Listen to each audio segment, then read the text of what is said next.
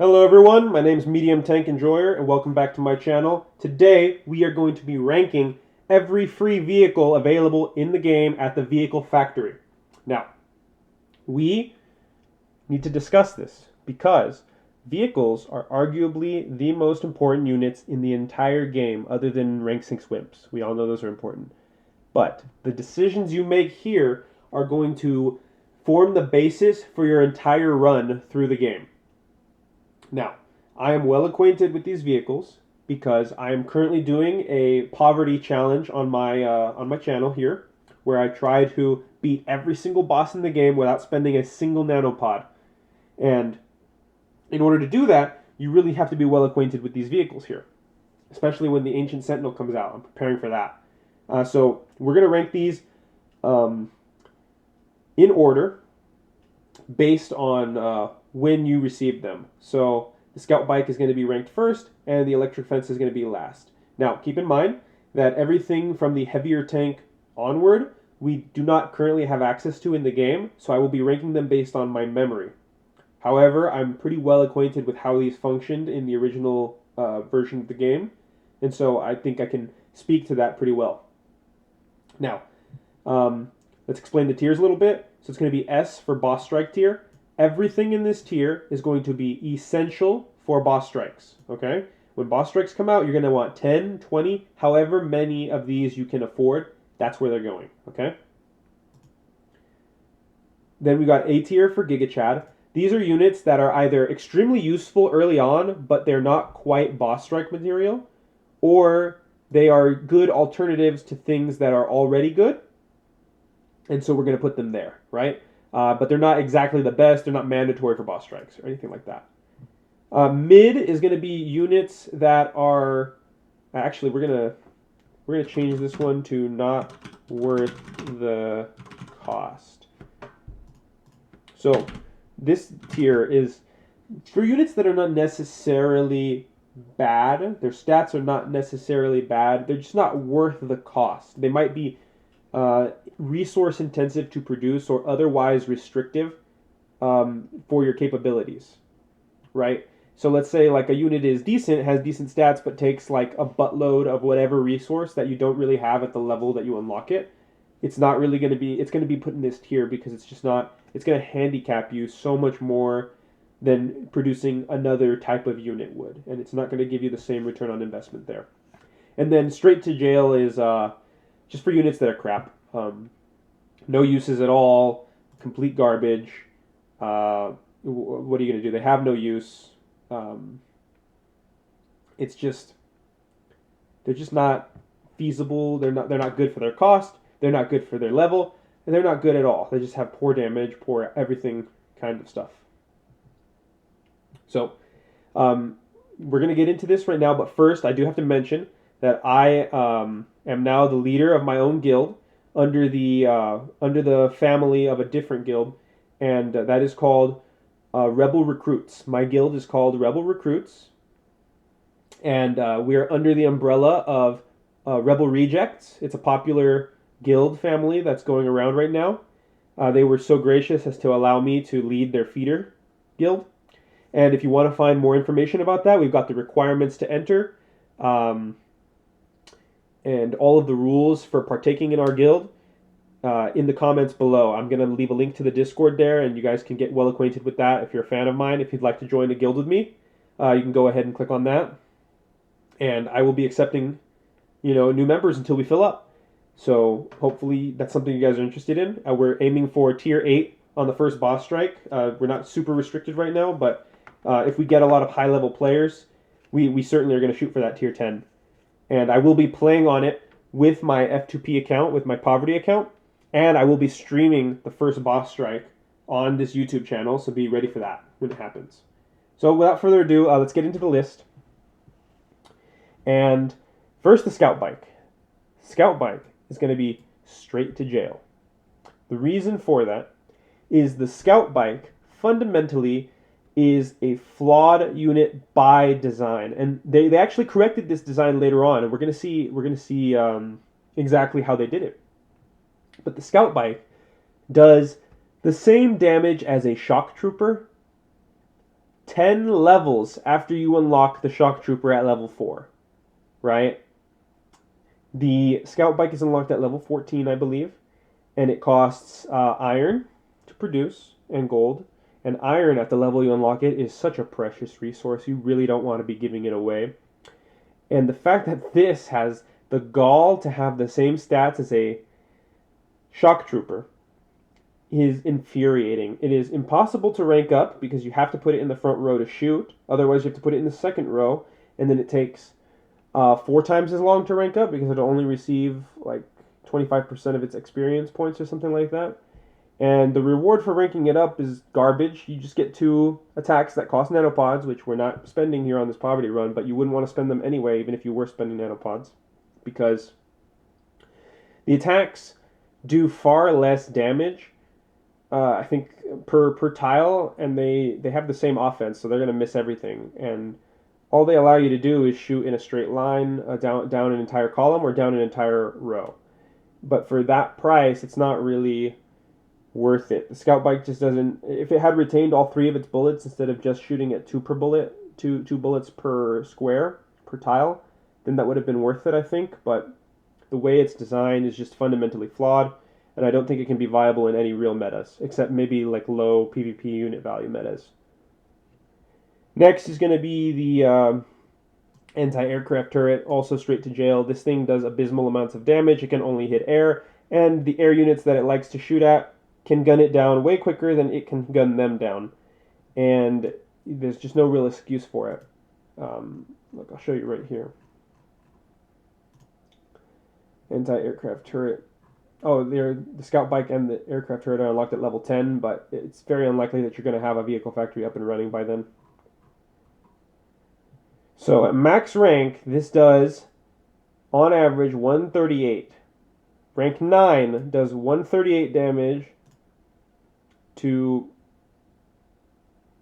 a single tile. That's nothing, and it can only target air. That is abysmally bad. And that's why I hate it. There's nothing else to say, really. The Humvee is going to go in not worth the cost because it costs Madrona points that we can't currently get. And even if you could get them, it's all right for the low levels, but the cannon on it is just very lacking once you get higher up. It's just a beefed up version of the Recon vehicle, to be honest. Yeah, that's all it is. It's just a beefed up version of the Recon vehicle. Let's go take it side by side. Does 125 with a full volley. The Recon does 90. So it's a beefed up version of the Recon. But you'll never be able to get more than like 1 or 2 of these guys. And the Recon itself is not very good. So it's just not worth it. It's just not worth it. But it's not straight to jail because for the level you get it, it is not bad. It's actually pretty decent. So we'll put it in not worth the cost. Ares is going to be another straight to jail. The Ares is just... I think it does 1 more damage at max rank than the mortar team, but has way less health. And the mortar team, you get a free one immediately, and then as soon as you get this Ares, you just never, it's not going to be good. By the time you get this, you can make TF2 soldiers, and we already discussed in the previous videos how good the TF2 soldier is. It's absolutely fantastic. And so this is kind of a slap in the face. It costs merits, which, by the way, as of the new update, merits aren't really a problem to get anymore because we can assist friends. And just assisting people in general removes the merit problem, right? I'm over 200-300 merits by this point just from assisting people for the past couple weeks, and so this isn't really a problem anymore. And I think I'm pretty happy about that, but not happy about this Ares. Absolutely abysmal unit, complete crap. You never want to make one, and it doesn't even look that cool. I prefer the look of the light artillery myself, personally. This isn't even that good, you'll see. Now, Sandbag pile. This is going to be our first Giga Chad, and I know you're thinking the Sandbag pile is not very good. And it's not. Its stats are pretty mediocre. All it does is really sit there, right? That's all it does, is it sits there. That's why it's great. It sits there, and it is so cheap to produce. It just takes, I think stone. Yeah, it just takes stone to produce. Just takes stone to heal. It heals in a minute at 11 at a level 1 hospital, and it heals in 24 seconds at a level 10 hospital, and it's got 190 HP, right? It's immune to every status effect in the game, basically. There's nothing not to like here. It's good. It's good and cheap, but it's only an 8 tier because it does fall off pretty hard in the mid game. This is an early game thing only. But you know it doesn't fall off as hard, but it's still here. The mini tank. So I am in love with the mini tank. I can sing its praises all day long. It's such a good vehicle. For the level you get it, it's the most tanky thing in the game. You can't really go wrong with one. It's going to help you so much to just produce like 10 of these in the early game. I wouldn't go above 10. I wouldn't go below like 3. I think 3 is like the minimum, but you want at least 5 to be able to sub them in and out when they die, so that you're not left without a front line when you're raiding for a very long session. And the reason for that, I like to have 10. I think I have 10 is because they're good. They're good tanks. They deal good damage. They're quick to rank up. They're cheap to rank up. They're cheap to produce. They're cheap to heal. They don't take steel. They only take iron and oil. And they do the job, which is to be there and soak up damage. They have a couple problems, being that they don't have enough HP to really survive for very long, which makes sense because they're an early game unit. And they don't have full blocking status, which is the real killer here. You see other tanks like the Puma, the light tank, the Tempest, the heavy tank, these have full blocking. What that means is that unless a attack has the indirect keyword, the indirect fire keyword, it cannot target anything behind a full blocking unit. So if the heavy tank is in front of a unit that you want to protect, any precise attacks, which come from like sniper rifles or laser rifles, things like that, those kinds of attacks have the precision keyword. Those cannot actually get past a blocking unit. Now, the mini tank does block direct fire attacks and contact fire attacks. Everything in the game will block a contact fire attack, and the mini tank, since it has partial blocking, will block a direct fire attack. But it really can't block precise attacks, and precise attacks are some of the strongest attacks in the game. Indirect attacks, on average, are weaker than precision attacks for that reason. They're still very strong, right? Indirect is going to go right behind your front lines, but typically indirect fire isn't going to be able to take out your tanks. And it's not going to be able to take out your support units in one shot, typically. Precision fire will, though, and so that's what you want. You want to be able to protect your stuff from precision fire. And for that reason, the mini tank is only going to be in the Giga Chad tier, and it is not going to be in the boss strike tier. However, when your boss strike stuff is healing, it's busy healing because it's all dead, and you've got nothing left. These mini tanks and these sandbags, they're not bad. They're not a bad choice if for a front line, if that's what you need to do, right? If that's what you need to do between your ability to effectively continue in the boss strike, the mini tank's going to do just fine. It's going to do its job. You're going to get through a couple of the waves of the boss strike that you wouldn't have earlier, right? And then you can ignore the mini tank's healing until your other stuff's ready. And in this way, you can be prepared and ready for boss strikes all the time. You have something to fight with, right? Which is good. So anyways, it's going to be total Giga Chad. I love the design of this thing. I love the way it looks. I love the tanks in Battle Nations in general. They're just fantastic. So now that we've got that out of the way, we have to get to a real stinker here. The Recon vehicle is absolute trash. I will not be convinced otherwise. This thing is so bad. It's okay when you get one for free, and you get it like 7 levels before you can actually start producing them. They cost more to produce than the mini tank. I don't know why that is. I don't know why.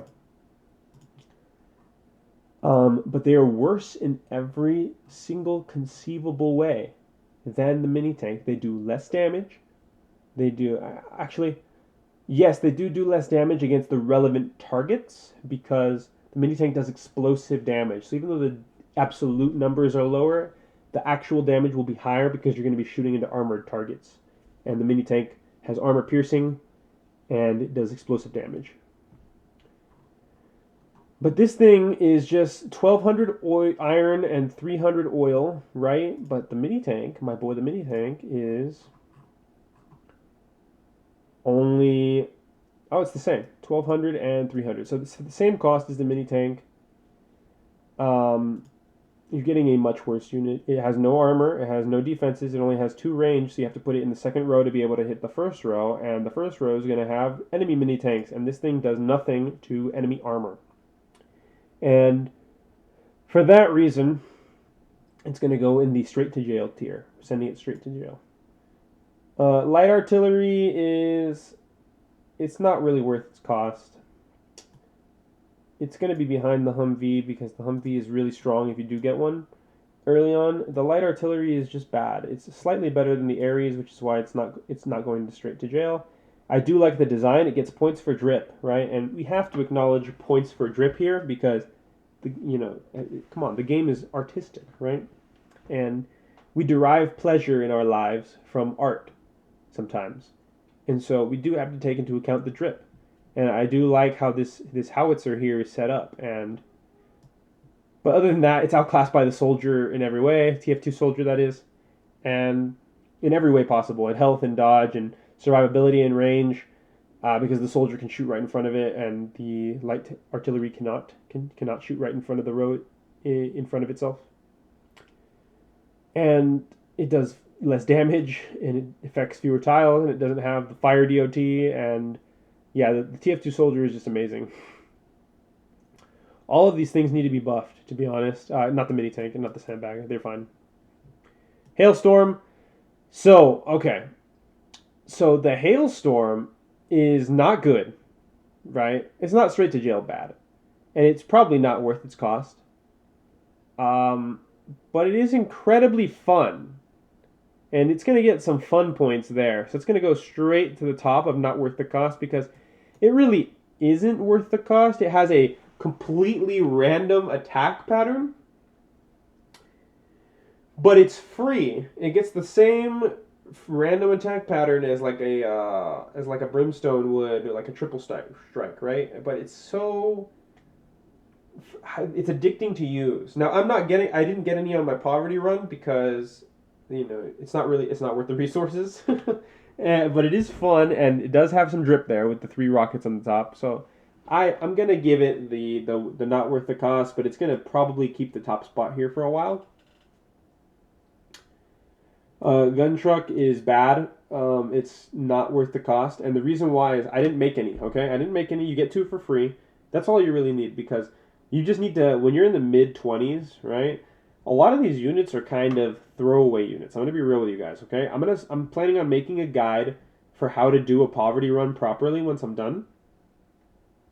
But until that happens, just know that you really want to skip the first like 25 levels in this game as quickly as you can. You want to just power level your way up and up and up. You want to power level all the way up to level 25 as quickly as you can, and then to level 27 actually, because that's when you're going to unlock the tank killer, and the tank killer is one of the best units in the game. And yeah, the beginning of this game is boring. That's the big flaw with the Battle Nations, I think, is that the beginning of the game is very boring, and then the level of fun you have skyrockets up. As soon as you hit level 25, you're having all kinds of fun because you unlock naval and you unlock tank killers at level 27, and you're starting to unlock all the cooler stuff, and that makes it so much fun to play the game, right? But yeah, the gun truck is just it's just kind of a weaker version of the tank killer, much weaker. And so for that reason, it's going to go not worth the cost. Never make one. Just use the 2 that you get for free until you can make tank killers. The mortar truck is not worth the cost. It's pretty trash. It does have full blocking for some reason, which means that you can put it in the front row. Not that you ever would, because it doesn't have any armor. So it's kind of redundant, but it does have the full blocking for whatever that means. It's better than the light artillery, for sure. It does a lot more damage. It has an unlockable nanopod attack that does a lot more damage. But it has the same problem that it just gets outclassed by the TF2 soldier. It does less damage overall. It has less survivability overall. It's more expensive to produce and heal. You're going to see a lot of this from the low-level artillery because the soldier is just that good. And there's no real reason to use this kind of stuff. No real reason, I don't think. Yeah, that's kind of the folly of these things because they look cool, right? I love the way this looks. It's so cute and, it's iconic. It's iconic. And all of these vehicles, I wish there was a niche for most of them. The Hailstorm notwithstanding, right? Because we know it's got the RNG fun niche. But a lot of these early game vehicles have such wasted designs because they're trash. And I wish they would get buffed to compensate because I like their designs. And I really wish that they were useful and not wasted. But that's how the mortar is going to go. Puma. All right. Hot take, boys. Hot take. Puma's going in A tier. And I'll tell you why. All right. So the Puma used to be bad, like a patch ago. And the reason why is because the Puma costs merits, right? Costs a lot of merits. And merits used to be a hot commodity around these parts. But ever since the Friends update came out, merits are no longer a problem. You can produce these Pumas quite plentifully now without having to suffer in your merit economy. And let me tell you, okay guys, let me just indoctrinate you to the cult of the Puma, okay? So, what is the Puma? All right? Listen to my tirade here, okay? Please, just give me some leeway here, all right? I'm going somewhere with this.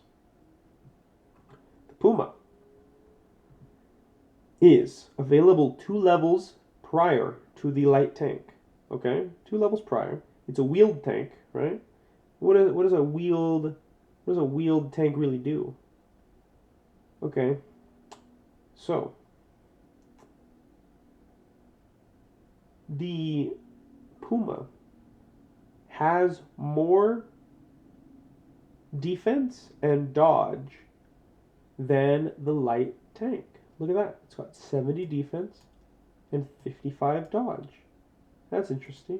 And 280 total HP, right? Armor and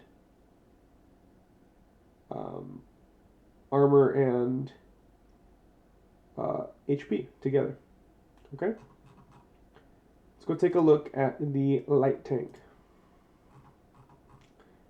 It's got 55 defense and 40 dodge.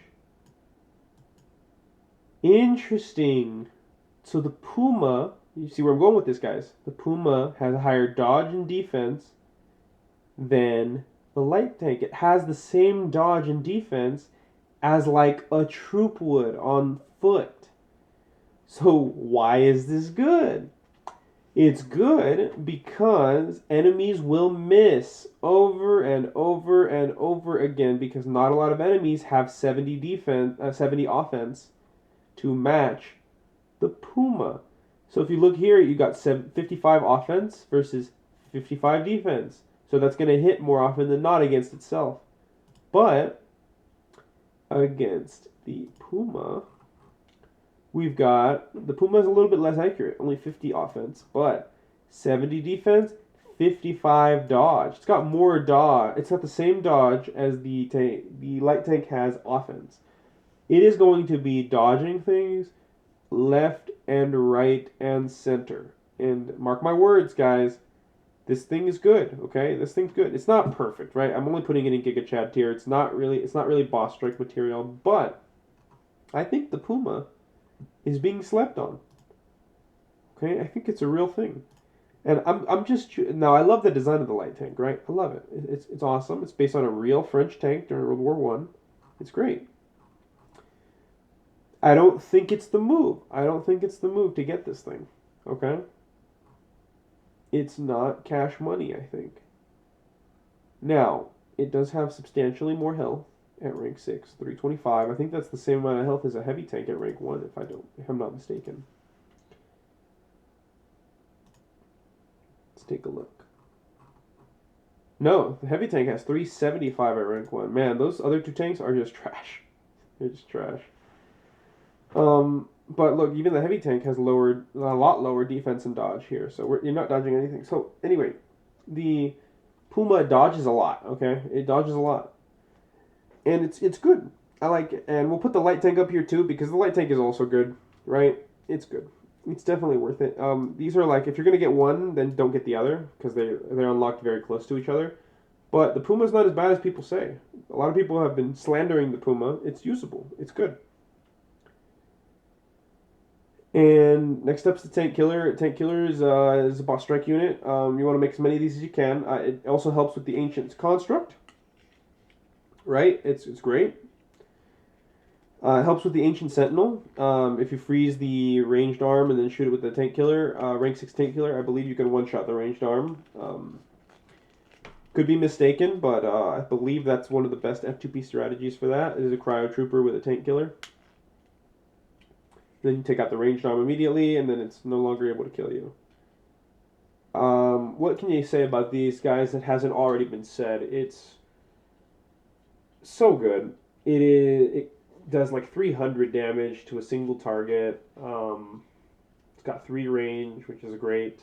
The researchable attacks are horrible. Don't ever get them. They're just Gambling Simulator 2015. And other than that, this thing has really good dodge too. Let's see if it has as much dodge as the Puma. It could.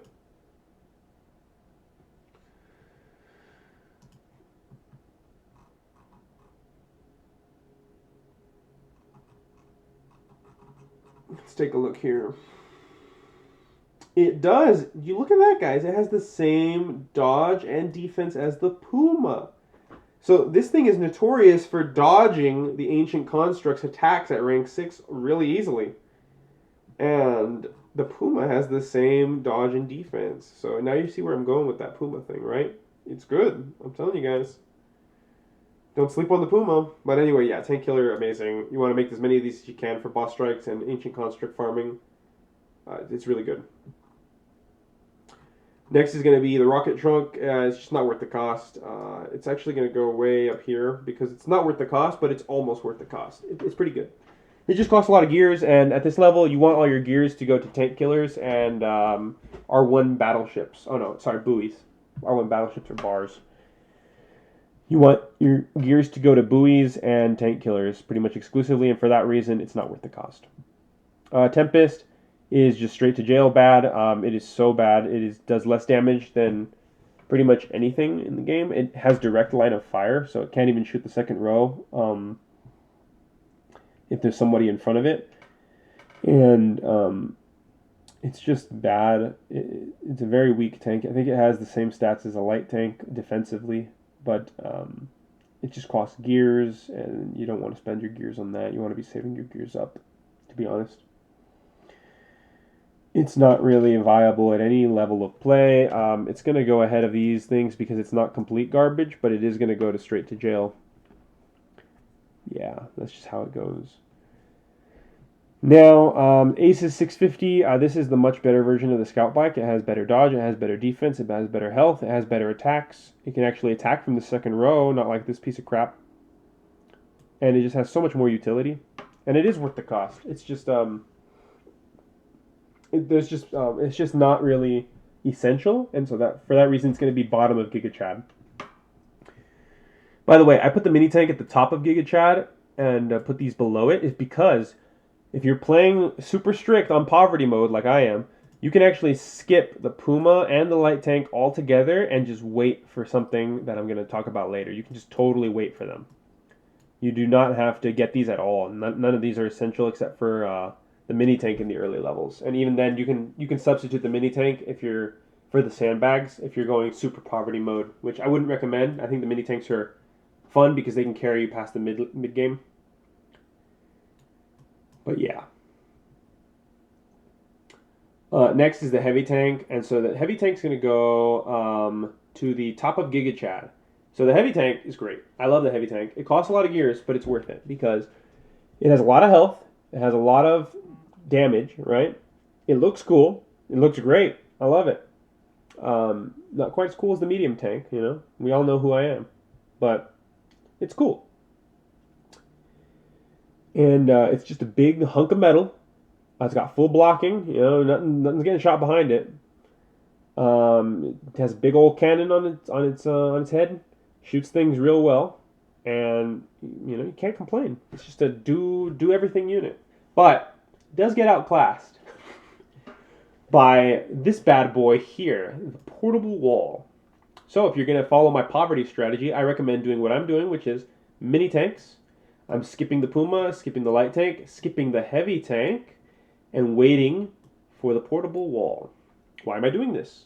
The portable wall at rank 6 has 1,000 HP combined. 1,000. That is some of the highest stats you can get at this level, like bar none. It is the highest stats you can get at this level. And it is a big wall of pure stats. And that's what it does. It stats the unit.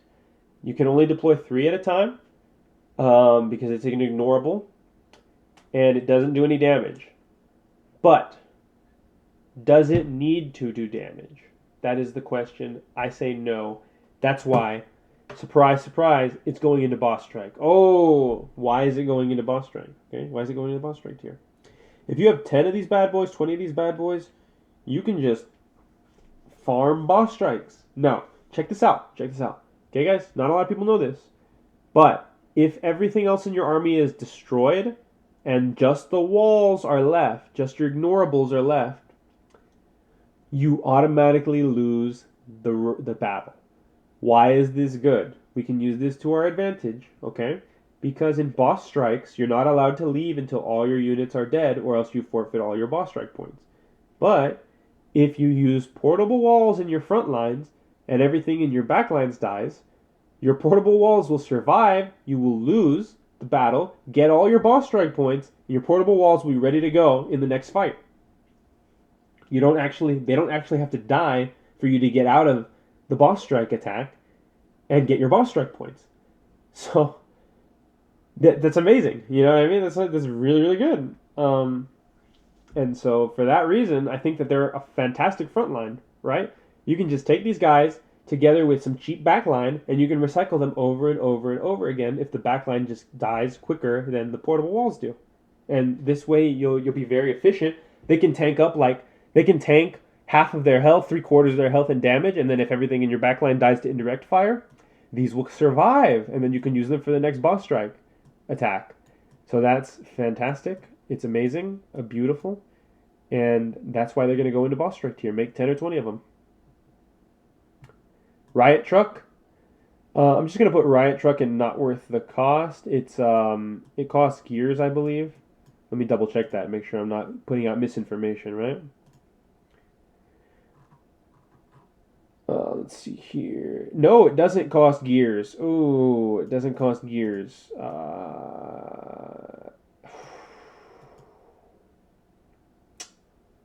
It doesn't cost gears.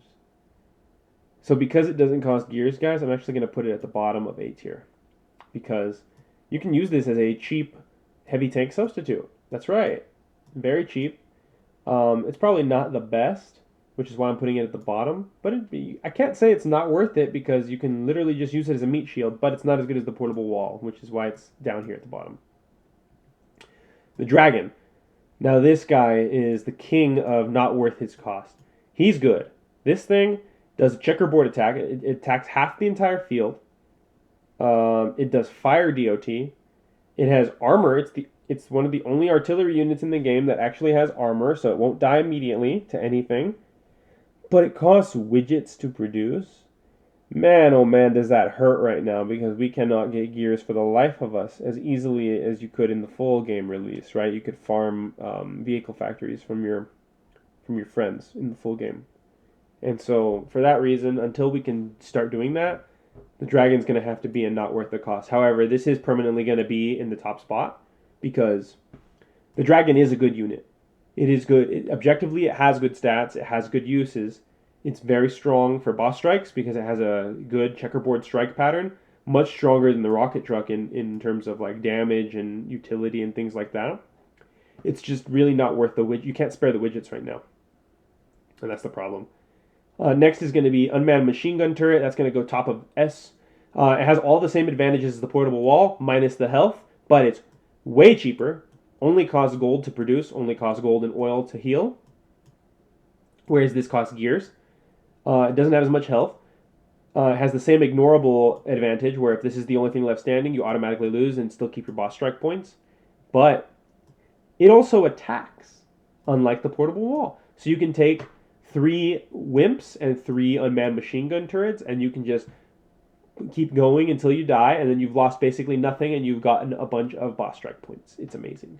And so for that reason, you're going to need like 100 of these. I'm not even joking. People make 100 of these, and I'm probably going to make 100 of these too. Okay? That's what you want. These are good. Especially if you don't have rank 6 wimps. If you don't have rank 6 wimps, this is what you're going to be farming boss strikes with. This right here.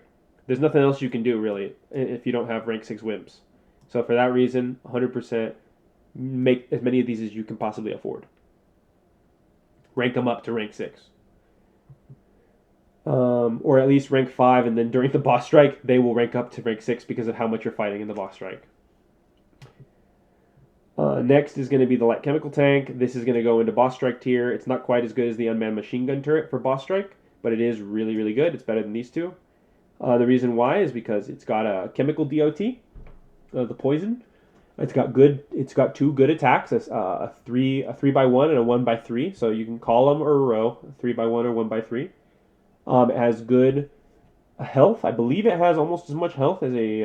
I think it has the same health as a medium tank, which is awesome. And you know how much I enjoy the medium tank, right, boys?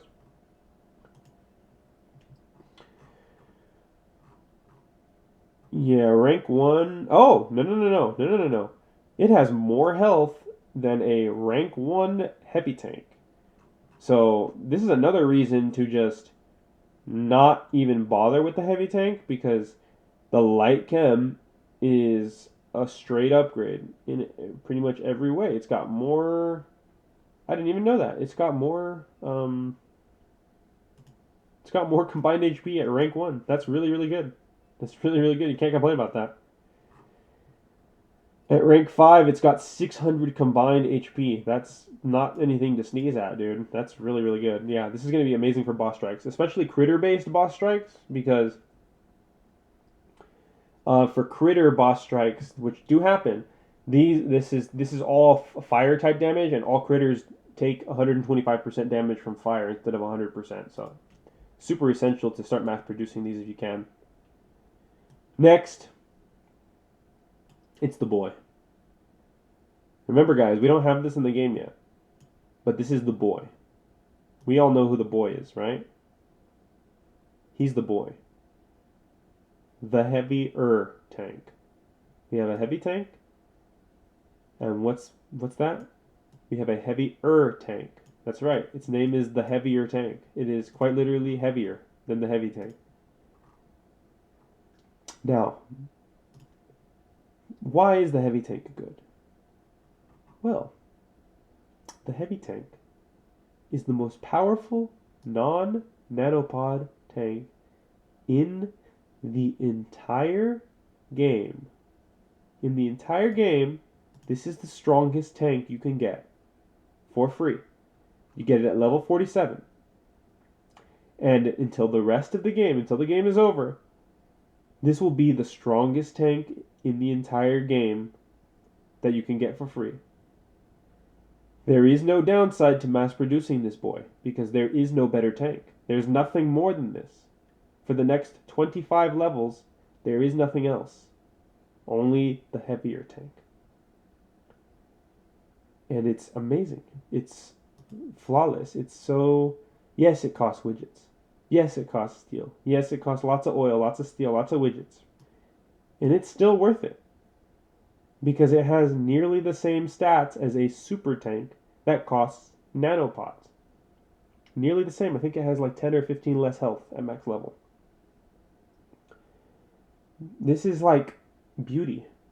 You whip out 100 of these bad boys in boss strike, any guild is going to take you in, dude, with 100 of these. There's just no stopping you. You don't need more than 100, because they're not going to die that quickly. Not going to die. I just love their design. I love their utility. I love their stupid, goofy triple barrel thing here. I love their dumbass name, the heavier tank. They're just perfect. I love them. Then we got the Arctic tank. This is going to go in not worth the cost because it really isn't. It's only useful in the Arctic missions, but it has very low stats. I believe it has. Let's see what the stats are. I think it has heavy tank stats. Less. This has less. This has fewer stats than a medium tank at rank 1, and I think that should tell you everything that you need to know. I'm actually going to throw that into straight to jail tier because it has fewer stats than a medium tank at rank 1. Yes, I don't care that it resists cold. A heavier tank will still live longer in the cold, even with that happening. So yeah, bad. Trebuchet. Trebuchet is going to go up here. From what I remember, the Trebuchet is incredible. Is the best. It's one of the best F2P artilleries you can get at this level. It has lots of attacks. It has lots of damage. It has poor defenses. It'll die really quickly. But other than that, it's just very, very solid artillery. Not much else to say here. We don't have it in the game yet, but very strong artillery does the job. Does the job really well. It's going to be useful in the Ancient Sentinel fights. That's for sure. The L7 Sandworm drill. From what I remember, this is a total Giga Chad unit. It's not the best unit you can get, but it's pretty cool. It's a tank that can do indirect fire, which is really cool. It like drills under the ground, and that's pretty much it. But it's cool. I like the way it looks, so it's gonna go get Chad tier. It's definitely useful. Definitely useful. The attacks are strong. It has no cooldown on its first attack, so you can just continuously attack with it, which is great. The buggy, railgun buggy, is gonna go in not worth the cost. It's really not worth its cost, and it's not that good, but it is all right. Like I mean, it's usable, right? At rank 6, it does pretty decent damage. Railguns do a lot of armor pen, so it has those niche uses where if you're fighting something with a lot of armor and not a lot of health, you can gun them down with railgun buggies.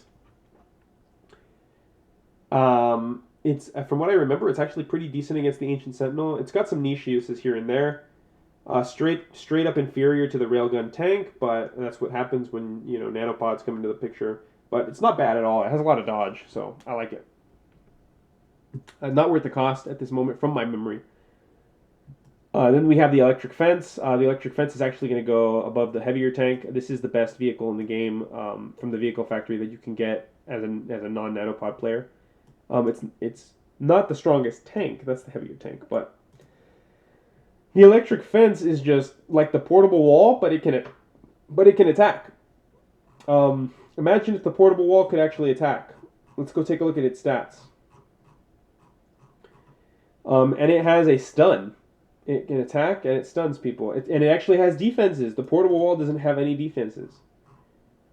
So I believe it has the same stats as the portable wall at rank 6, 1035 health. Let's go double check that, No misinformation here.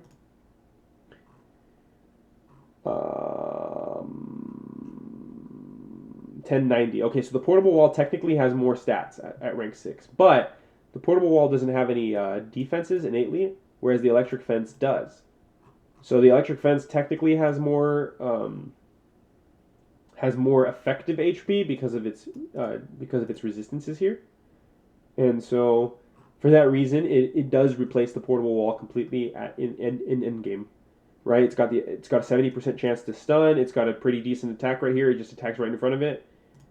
There's not a lot to hate about it, right? It's pretty good. It's a good wall. It's cheap, right? At levels when you're in the 60s, you can certainly afford 14 gears. I know that. I know you can. And for that reason, the electric fence, you got to mass them once they become available. Of course, they're not available in the game right now. A lot of these units are not, and a lot of these units are really, really good. So just be ready for those. Okay. This is my list. Let me know what you guys think.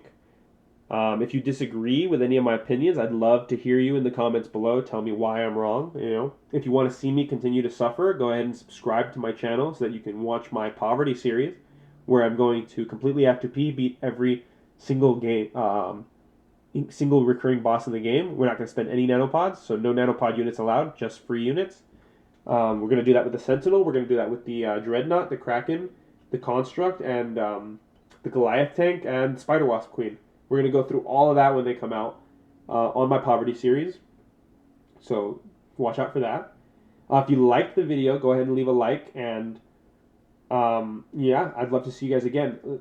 Again, let me remind you that my Discord link to my guild server is in the comments section below. I mean, in the description. I'll put it in the description. Go ahead and join, and you'll be able to join my guild as long as you meet the requirements and as long as we're not full. We're going to be accepting members until we fill up.